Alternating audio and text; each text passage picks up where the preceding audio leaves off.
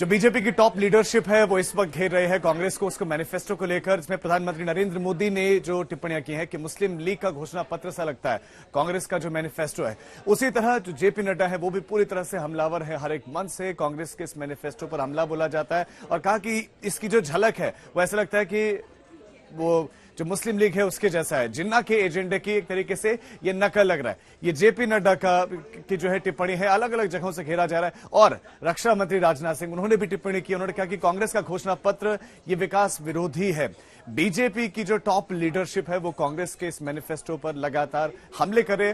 प्रधानमंत्री नरेंद्र मोदी ने क्या कुछ कहा, पीलीभीत में पहुंचे तो और एक बार फिर से उन्होंने कांग्रेस के मैनिफेस्टो पर हमला बोला। सुनाते हैं आपको।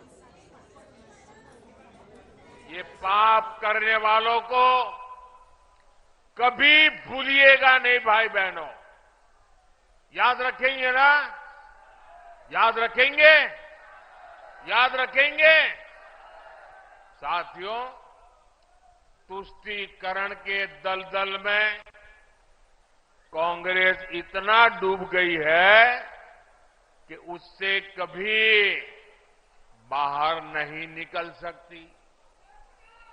कांग्रेस ने जो घोषणा पत्र बनाया है वो कांग्रेस का नहीं, ऐसा लगता है मुस्लिम लीग का घोषणा पत्र दिखता है। आपने प्रभु राम का अपमान कर दिया।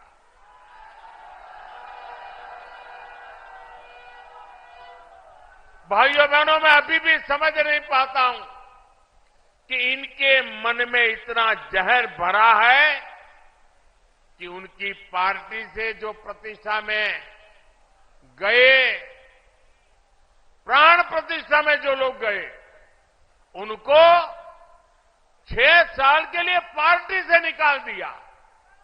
क्या ऐसा कभी हिंदुस्तान में हो सकता है? कोई राम की पूजा करे इसलिए पार्टी से निकाल दो? एक ऐसी पार्टी है भाई। प्रधानमंत्री नरेंद्र मोदी ने राहुल गांधी के शक्ति वाले बयान का भी उल्लेख किया। उन्होंने कहा कि जब पूरा देश शक्ति की उपासना कर रहा है तो राहुल गांधी शक्ति का अपमान कर रहे हैं। प्रधानमंत्री नरेंद्र मोदी ने पीलीभीत की रैली में 1984 के सिख दंगों का भी उल्लेख किया और कहा कि उन दंगों को कोई नहीं भूल सकता। आज देश भर में जिस शक्ति की पूजा हो रही है उस शक्ति का कांग्रेस ने घोर अपमान किया है। जिस शक्ति के आगे हम शीश झुकाते हैं उस शक्ति को उखाड़ फेंकने की बात ये कांग्रेस के नेता कर रहे हैं।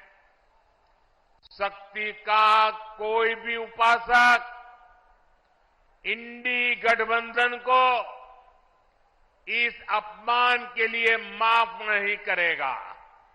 माफ करेगा क्या? माफ करेगा क्या?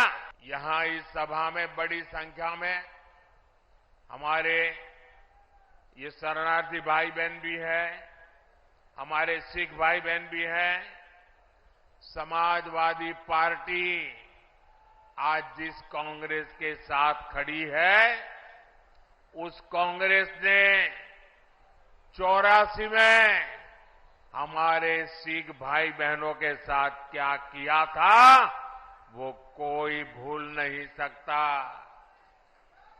ये भाजपा है जो सिखों के साथ पूरी शक्ति से खड़ी है, उनकी भावनाओं को समझते हुए काम करती है।